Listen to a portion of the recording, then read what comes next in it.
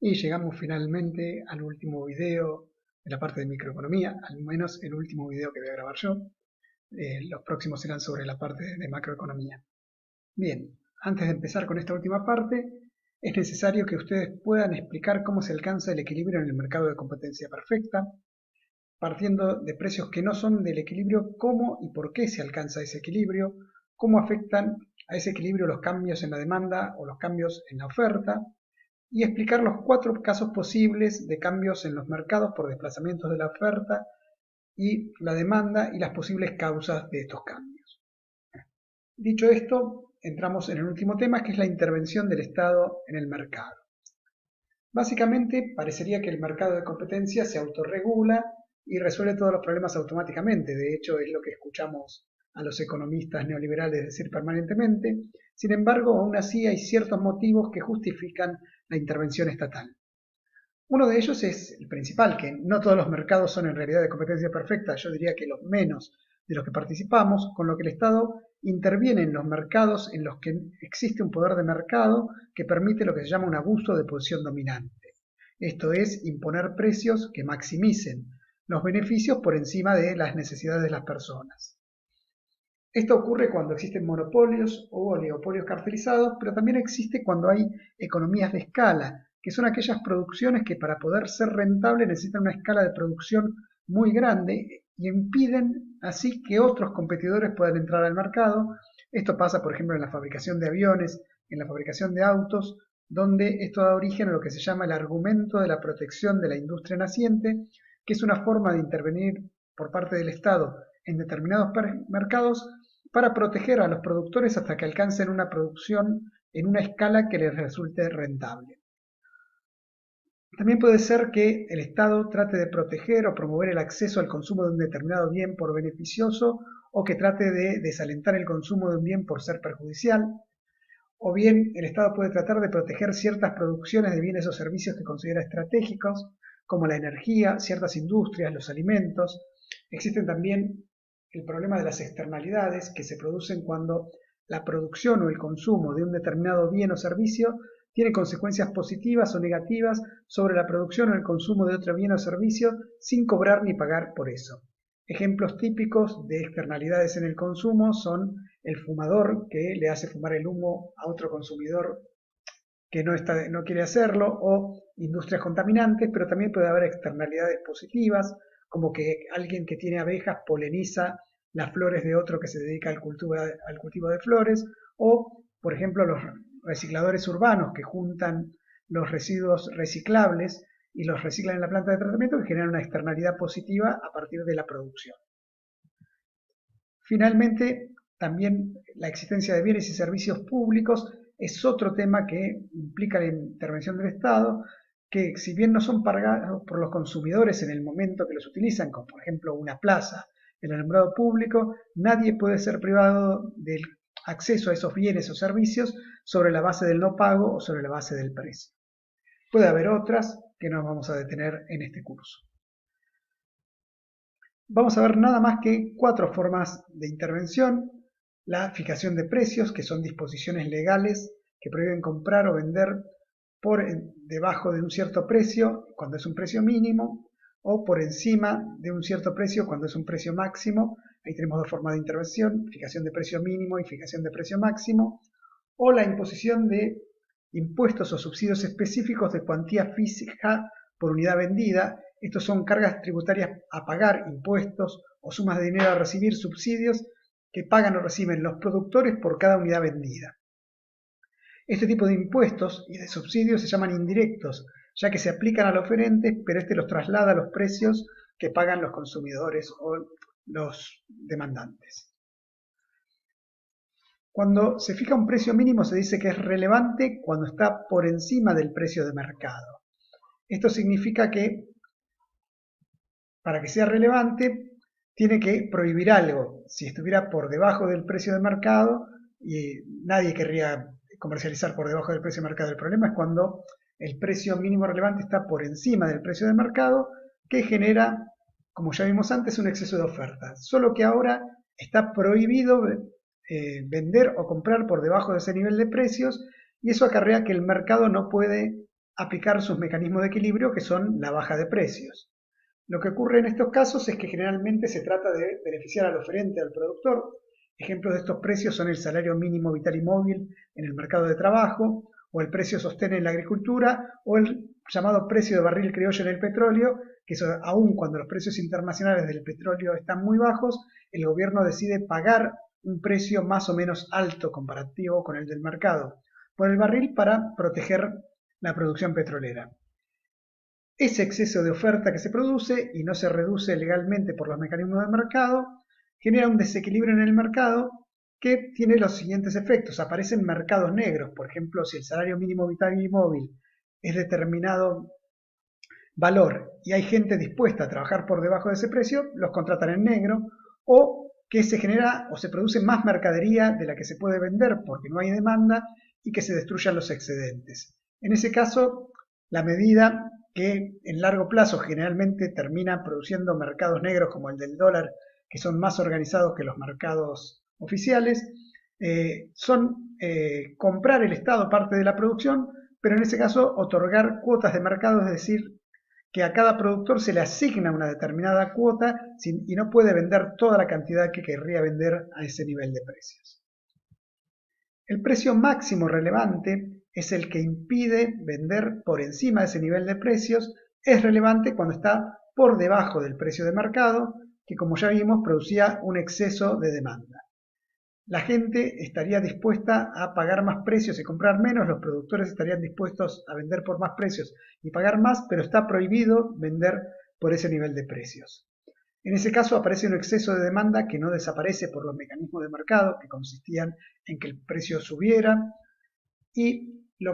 si bien lo que se pretende es beneficiar al demandante o al consumidor, tiene sus inconvenientes. Ejemplos de estos son los precios cuidados o los precios máximos, la regulación de tarifas de servicios públicos. Lo que se produce es un efecto que es un exceso de demanda que no se reduce legalmente, como ya dijimos, por los mecanismos de mercados, ya que el mecanismo de mercado implicaría vender por encima del precio mínimo y eso está prohibido, y aparecen desabastecimientos y mercados negros,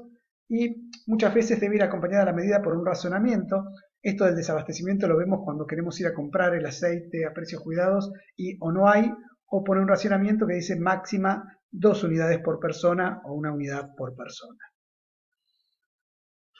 Otro de los mecanismos es el impuesto de cuantía física, como ya dijimos, que el oferente traslada al precio. Si T es el precio del impuesto unitario, lo que va a pasar va a ser que la curva de oferta se va a desplazar hacia arriba, sumando el impuesto T a cada nivel de precios. En este caso, hay una disminución de la oferta y como ya dijimos antes, se llega a un nuevo punto de equilibrio que está en la vieja demanda y la nueva oferta, y vamos a ver cómo afecta eso a los distintos actores económicos. Porque si bien ahora se vende menos cantidad, la cantidad QE' a mayor precio, el precio de equilibrio prima, afecta distinto a productores y vendedores, porque el vendedor después de vender a ese precio se ve obligado a pagarle el impuesto al Estado, con lo cual vuelve a ese precio P1 que resulta de restarle al nuevo precio de equilibrio el valor del impuesto. El vendedor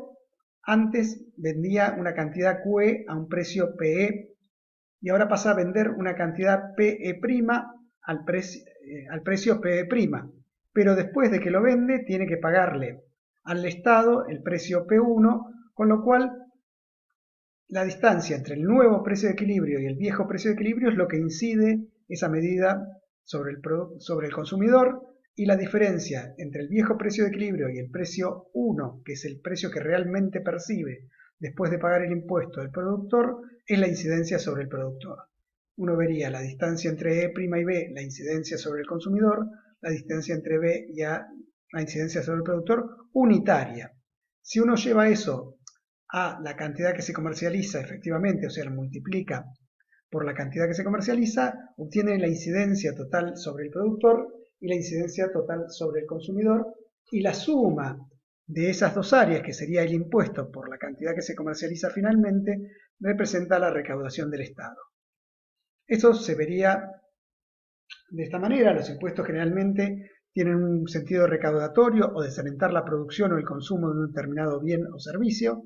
y uno vería los efectos en que antes del impuesto el precio cobrado, percibido y la cantidad que se vende eran los precios y las cantidades de equilibrio, tanto para el productor como para el consumidor. El ingreso total del productor sería precio por cantidad y lo que paga el consumidor, el gasto total, sería precio por cantidad. Pero después del impuesto, si bien el precio cobrado es mayor, es el precio prima que es mayor que el precio de equilibrio anterior, como debe pagar el impuesto sobre ese precio, el precio percibido P1 es el nuevo precio de equilibrio menos el impuesto y le termina determinando un precio percibido que es menor que el precio de equilibrio anterior. Vende menos cantidad y cobra menos precio y el ingreso total se debe al precio percibido y no al precio cobrado, que es menor que el ingreso total anterior. En el caso del comprador, aumentó el precio de equilibrio y la cantidad de equilibrio disminuyó, con lo cual no sabemos si gasta más o menos, pero sabemos que compra menos a más precio,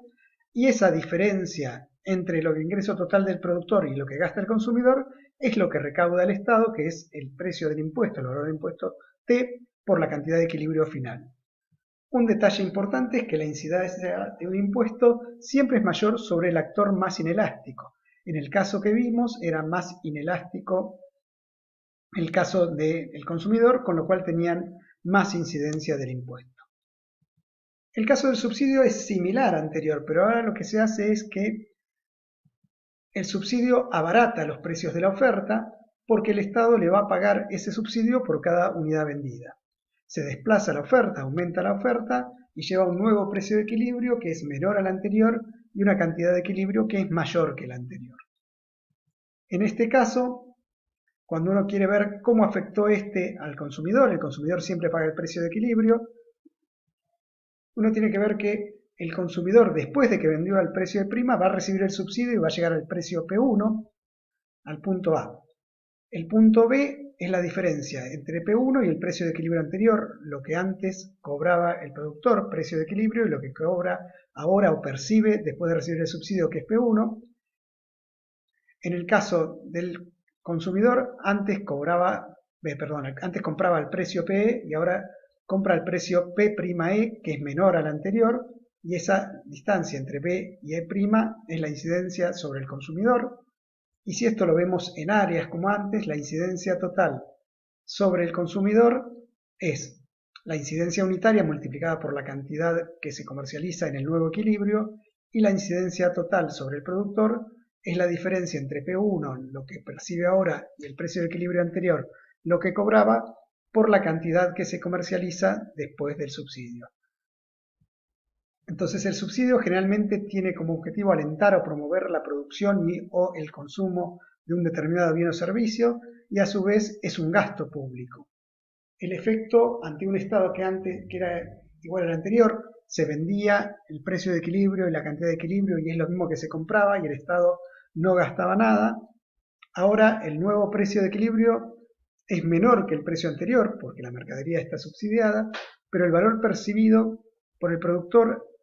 surge de sumarle el subsidio al precio de equilibrio anterior. Esa T debería ser una S, ahora que la veo. Vende mayor cantidad que antes y tiene un ingreso total mayor que antes porque el precio percibido es mayor que el precio de equilibrio anterior y la cantidad también. En el caso del consumidor, el precio pagado es menor que el anterior, la cantidad consumida es mayor que la anterior y su gasto total puede ser mayor o menor, pero lo importante es que compra más cantidad a menos precio, pero el Estado gasta en subsidio el valor del subsidio por la cantidad de equilibrio después del subsidio. Tal como los impuestos, los subsidios inciden más sobre el actor más inelástico, solo que si es un subsidio uno quiere tener incidencia de eso porque significa que lo está beneficiando más, y si es un impuesto uno no quiere tener incidencia porque lo está perjudicando. Les recomiendo que vean el video varias veces y hagan el análisis gráfico en el orden que se presentó, reconstruyendo el procedimiento y este análisis final de cómo incide sobre cada uno de los actores. Y recuerden, la T que aparece acá en el caso del precio percibido debería ser una S. Nos vemos en macroeconomía.